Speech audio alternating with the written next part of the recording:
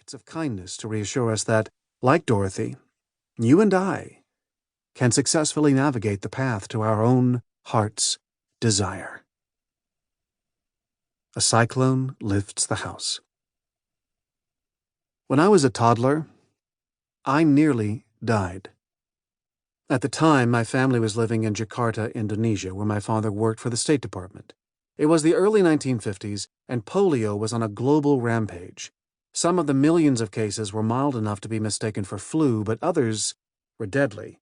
Mine was on the serious side.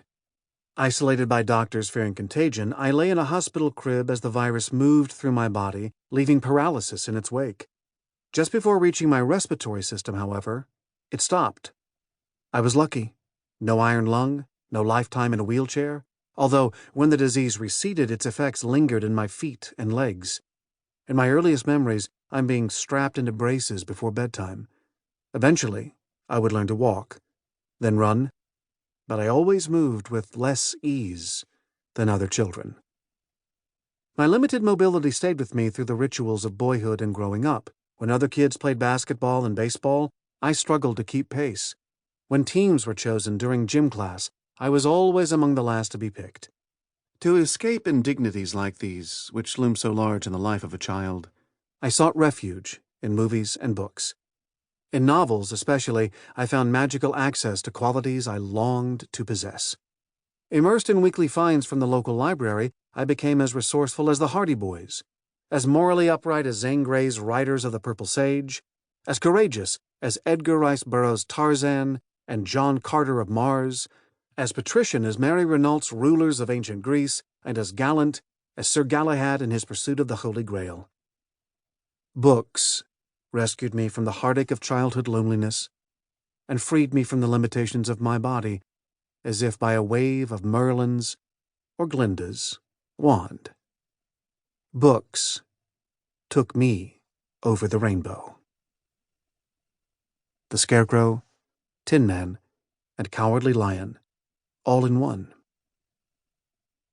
Over the rainbow I might have stayed, wandering through fantastical literary worlds, had I not met John Coster. After my family left Indonesia for Rome, Italy, where my father worked at Time Life for nearly a decade, we moved back to the U.S. and the house where my mother was born, in Bronxville, a suburb of New York City known for its affluence and conservatism. At the time, the public school included just one black child and one Jewish child. Martin Luther King Jr. picked Bronxville for a march down Main Street on behalf of black workers in the local hospital. Into this bastion of homogeneity came I, a gangly, bespectacled child from Italy, followed a year later by John Coster, a 6'5" sixth grader transplanted from Havana, Cuba. Americans? Yes. Accepted? Not so much. At least that's how it felt to us. Thrown together by fate, John and I became fast friends. After school, we'd play Risk or Stratego at my house, or go over to John's and listen to rock and roll records belonging to his older siblings. One afternoon during that first snowy winter of our friendship, John's father drove us to the town of Tuckahoe, site of a huge hill known for superb sledding. John and I enjoyed ourselves all afternoon until dusk descended. Our pants and gloves were sodden, and the temperature was dropping fast. Yet there was no sign of John's dad, who had promised to return in a few hours.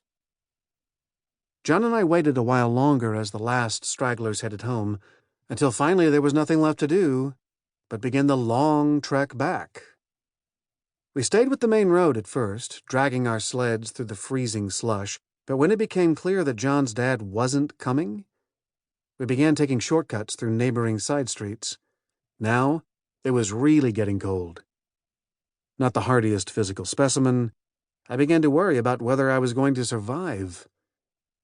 Then, I remembered something. I had a box of chocolates in my knapsack. A Whitman's sampler I had bought for my father, whose birthday was coming up.